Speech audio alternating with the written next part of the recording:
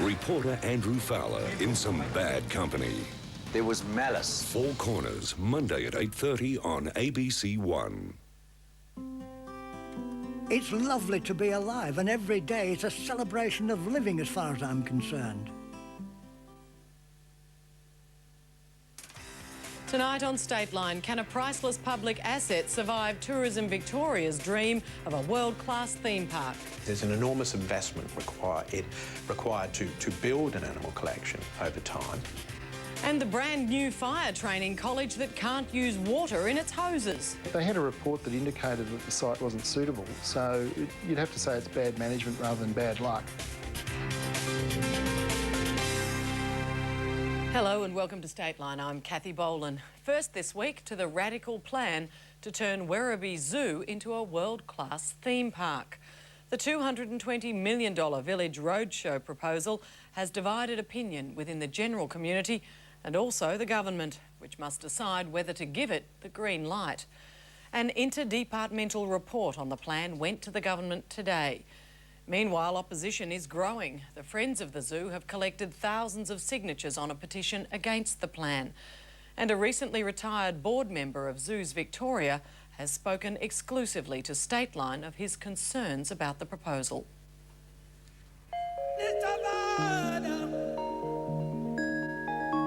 I think effectively the collection is priceless. We're cautiously optimistic about the theme park being placed here in Victoria. The zoo would, I think, love an opportunity to put forward, with what we could do for $100 million.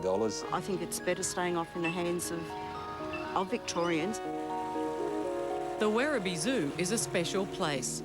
It boasts among its collection the largest herd of zebras outside of Africa, and antelope, rhinoceros and white rhinoceros, which can no longer be brought into Australia.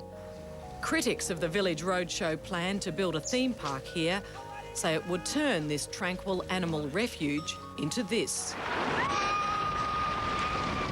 This roller coaster ride is one of the main attractions at the Busch Gardens in Florida, one of the two theme parks cited by Village Roadshow as examples of what it wants to build at Werribee. This ride, called Gwazi, features two roller coasters intertwined with over 2 kilometres of track. It's a far cry from the current experience on offer at Werribee, and while that excites some people, it has others extremely worried. Peter Stroud is a former curator and director at Werribee Zoo. He says it's grown from its initial intent as an agistment and quarantine space to a valued and integral part of the Melbourne Zoo. Apart from quarantine, there's also the fact that there's just space, and zoos around the world want space. The idea that you need room to develop, room to explore ideas, do research, create new programs, and give animals more room. To lose it, it is to compromise the organisation. There's absolutely no doubt about that at all. The Tourism Association is cautiously optimistic about the theme park plan, though it says a lot more detail is yet to be revealed. This is a product which we know works. This particular proposal is based on an American model, and that works. Village Roadshow in theme parks have a good track record. And that track record has been firmly established on the Gold Coast, where Village Roadshow has 5 parks, including Movie World, Wet and Wild and Sea World. The company says the $220 million African Safari World at Werribee would generate 6,700 jobs, bring in 1.3 million tourists a year and offer the greatest roller coaster and water rides. It also says the project would be bound by educational and research pledges, increase animal numbers and improve habitat on the 40 hectares of rides and live shows. Until recently, Professor Andrew Vizard was on the board of Zoos Victoria. Let's have a look at exactly what Village Roadshow is put on offer. Now, what is it they're actually offering the people of Victoria? Is it something unique? Are they coming with new and novel intellectual property that they hold? And I think the answer to that is no. The chairman of Zoos Victoria, Andrew Fairley, recently visited the Disney Animal Kingdom in Florida, one of the theme parks on which the Werribee plan is based.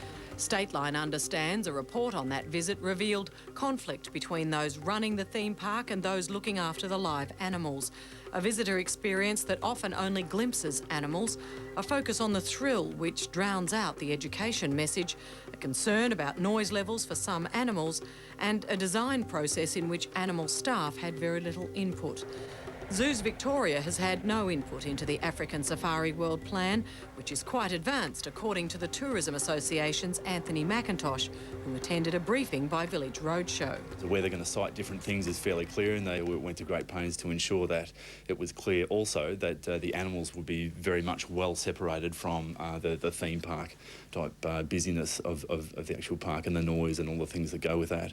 So yes, in terms of mapping out various sightings of various parts of the park and how it would be structured, the gateways and that sort of thing, car parking, etc., was fairly clear.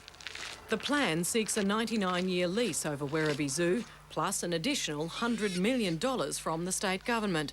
And that has some critics seeing red. The Friends of the Zoo organisation has begun a campaign to stop it going ahead. The Werribee Zoo belongs to the people of Victoria. Why should they be giving away a valuable asset like the zoo to a private enterprise to make money for their shareholders? If it was any other sort of takeover, they'd pay for the asset, and therefore perhaps they should pay for the animal collection. It's just very difficult to arrive at a realistic figure. Literally, we're sitting on something which could not be replicated by a private company, but if they tried to do it, would take probably 10 years and probably hundreds of millions of dollars in the end. The state government has set up an interdepartmental committee to look at the proposal, which the Tourism Minister has already publicly endorsed. Whether Treasury will be equally effusive is debatable. Village Roadshow is an international company which pays its top executives millions of dollars. It's currently valued at $370 million. The question arises, should it be able to take over a priceless public asset and be given a small fortune to develop it? If the government decides to privatise the zoo, should it go to tender? Andrew Vizard says the notion sounds warning bells to other public institutions. Yeah, I'd imagine that other organisations, such as the Art Gallery or whatever, might be wondering if it could happen to them, or if an organisation might come along the Art Gallery and say, can we put a whirly gig next to them and give us the Art Gallery?